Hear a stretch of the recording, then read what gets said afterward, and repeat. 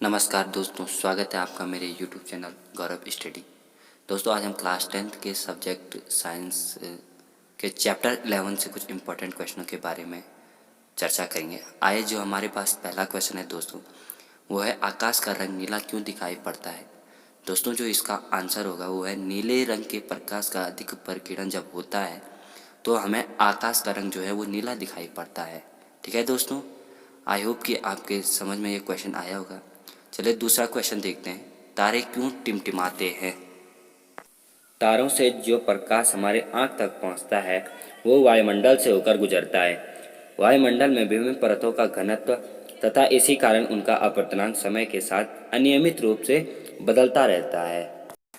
इस अपवर्तनांक परिवर्तन के कारण तारों से आने वाली किरणें लगातार जो है अपने मार्ग में बदलती रहती है और इसलिए तारों के कारण हमारे आँख तक जो प्रकाश पहुँचता है वो प्रति क्षण जो है वो बदलती रहती है।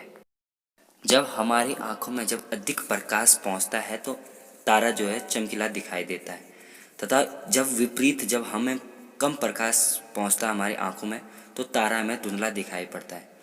यही कारण है तारे टिमटिमाते दिखाई पड़ते हैं। आइए दोस्तों, तीसरा क्वेश्चन है। तीसरा क्वेश्चन हमारे पास है, ग्रह क्यों नहीं टिमटिमाते हैं।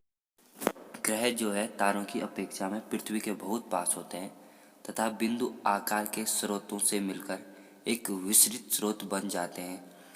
दूरी कम होने एवं प्रकाश स्रोत बन जाने के कारण परिवर्तनों का औसत मान शून्य हो जाता है, इसलिए हमें ग्रह टिमटिमाते नजर नहीं आते। आइए दोस्तों, चौथा क्वेश्चन हमारे पास है, टिंडल प्रभाव क्या है। जो इसका आंसर है दोस्तों, जब प्रकाश किसी कोलाइडो माध्यम से होकर गुजरता है तो प्रकाश का प्रकीर्णन होता है तथा प्रकाश का मार्ग दिखाई देने लगता है। प्रकाश की इस घटना को ही टिंडल प्रभाव कहा जाता है।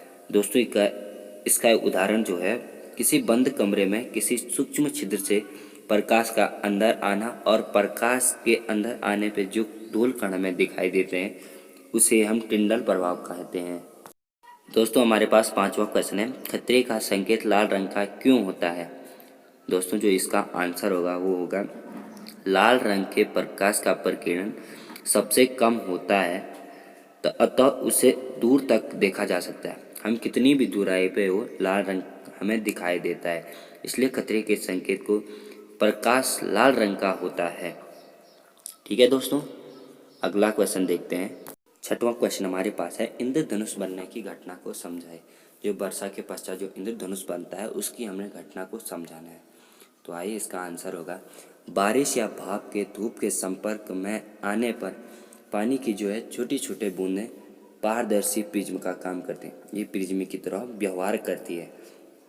सूर्य का प्रकाश उनसे गुजरते हुए उस बूंदों से गुजरते हुए 7 अलग अलग रंगों में विभक्त हो जाता है और हमें इंद्रधनुष दिखाई पड़ता है।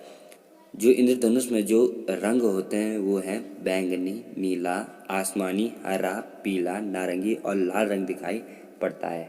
अगला जो सातवां क्वेश्चन हमारे पास है वो है, सूर्योदय सूर्यास्त के समय सूर्य सिंदूरी लाल क्यों दिखाई देता है। दोस्तों, इसका जो आंसर है वो है, सूर्योदय एवं सूर्यास्त के समय सूर्य की किरणें पृथ्वी के वायुमंडल से अधिक दूरी तय करती है, जिसके कारण सूर्य के प्रकाश का प्रकीर्णन हो जाता है। चूँकि लाल रंग का प्रकीर्णन बहुत कम होता है अतः हमें सूर्य लाल रंग का दिखाई देता है। दोस्तों, जो अंतिम क्वेश्चन हमारे पास है वो है, किसी अंतरिक्ष यात्री को आकाश का नीले की अपेक्षा काला क्यों प्रतीत होता है। दोस्तों, इसका जो आंसर होगा वो होगा, अंतरिक्ष यात्री आकाश में उस ऊंचाई तक होते हैं जहां वायुमंडल नहीं होता है और न ही वहां पर कोई प्रकाश का प्रकीर्णन होता है, इसलिए उन्हें आकाश नीला नहीं बल्कि काला प्रतीत होता है।